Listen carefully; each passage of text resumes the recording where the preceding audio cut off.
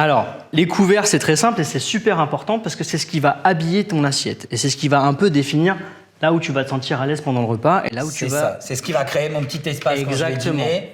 D'accord. Exactement. Donc- Mais par contre, c'est très codifié. Hein. C'est codifié, mais en même temps, tu peux faire ce que tu veux aujourd'hui. Donc, de toute façon, la seule convention qu'il faut respecter, c'est le couteau à droite et la fourchette à gauche. D'accord. Et Donc, couteau ça. à droite, Fourchette à gauche. Une fois qu'on a fait ça, après on peut faire ce qu'on veut. À peu près. À peu près. Mais tu as la base. Ensuite, on peut prendre le couteau à entremets pour habiller.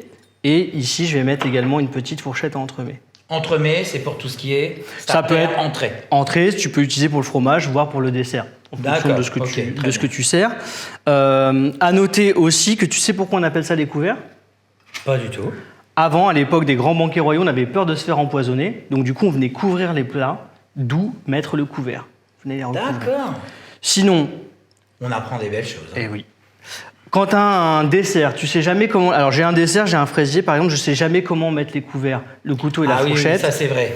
Les fameux desserts qu'on a besoin d'utiliser, les couverts. Du coup, ce qu'on fait, c'est qu'on les met comme ça, puisque quand on va venir du coup manger, on vient simplement faire glisser comme ça et on mange. Magnifique. Voilà. Ah oui, c'est top. Ensuite, la question qu'on peut se poser et qu'on se pose souvent, c'est fourchette pointe vers le haut ou pointe vers le bas.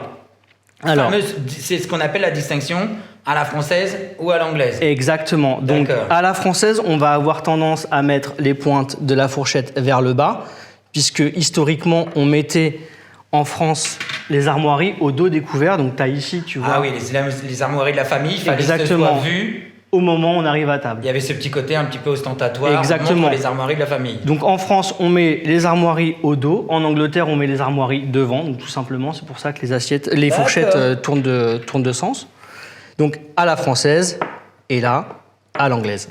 Et du coup, quand on a terminé son dîner, moi j'ai toujours appris que on venait mettre ses couverts Exactement. En croix, tu appelles le plat suivant.